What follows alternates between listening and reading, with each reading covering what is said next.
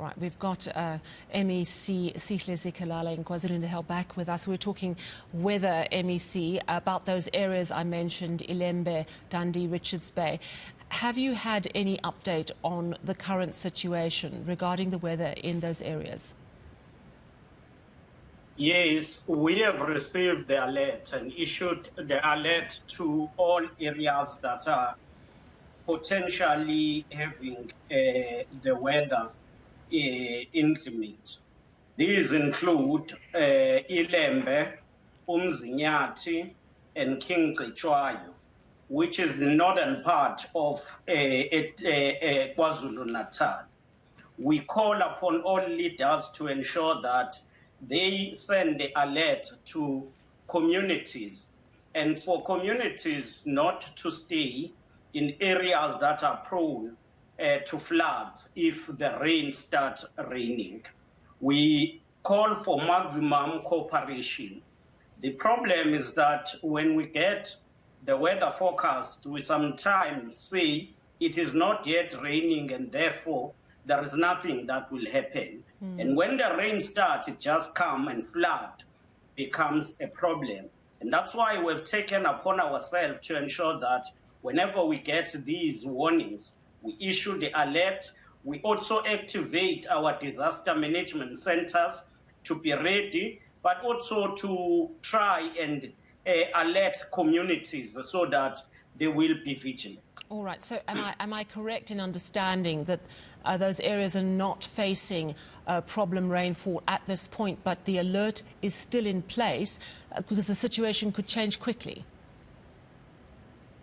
Yes, not that there is there are floods right now or it is raining, but it is the forecast, and therefore we say to the people, let them be alert. Right. What does that mean? What does government have to do? You're cooperative governance, MEC, so that means you liaise with provincial government and at a local level. But what role does government play? Just to be alert, what does that mean? Do you actually then expect citizens to fend for themselves, or would you go into the areas and help with evacuation, for example? Well, as the department, our role is to ensure that we are proactive, firstly. But secondly, we mitigate the effect of disasters. So in this case, when we get the warnings, we activate our structures, which is the district task team of the Operation Sukuma Sake. And that also cascades the information down to LTTs, the local task teams, down to war rooms. In case the rain starts and it becomes clear that there are areas that are getting affected by floods, we then send our disaster teams to help evacuate people in those areas. All right, so definitely keeping a careful watch on those northern parts of the province. I want to ask you about another issue, Mr. Zikalala, and this is about a video circulating on social media. It's got everybody talking, and it's to do with a statement from the Speaker. He's an IFP councillor, the Speaker of the Abaqolusi municipality, which is Vryheid. He spoke at a funeral of a local councillor, and at that funeral he said that they would make sure that the son of this deceased councillor would be employed in the council or in the municipality, and if they had to, they would even fire an ANC councillor to make room. Now, possibly this person was motivated by a desire to comfort the family, saying you haven't lost your income. But of course it's got everyone outraged because it's all about a complete lack of understanding about how governance works, how interview processes work. It's heartening to see that the IFP itself this evening has come out to make a statement saying we absolutely condemn what has been said. They're considering suspending Councillor Mb Khumalo.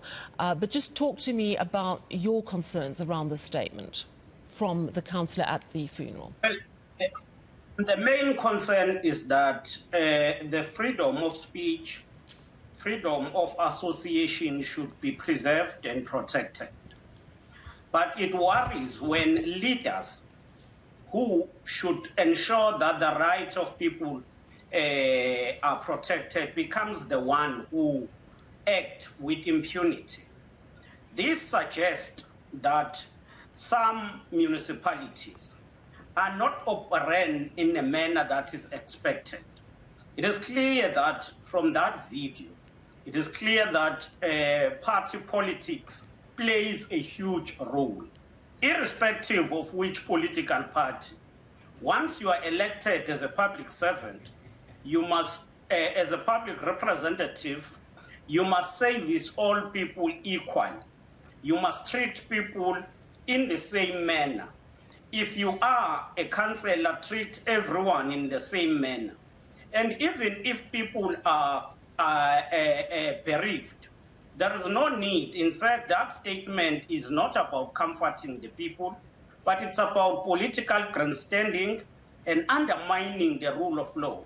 Because the rule of law is the one that emphasizes that people are equal, and once they are employed, they should be employed on merit, and they cannot be fired on the basis of political affiliation.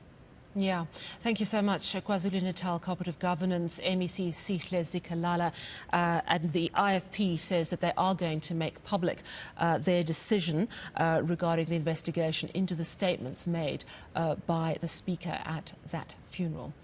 Thank you very much, Mr. Zikalala. Up next,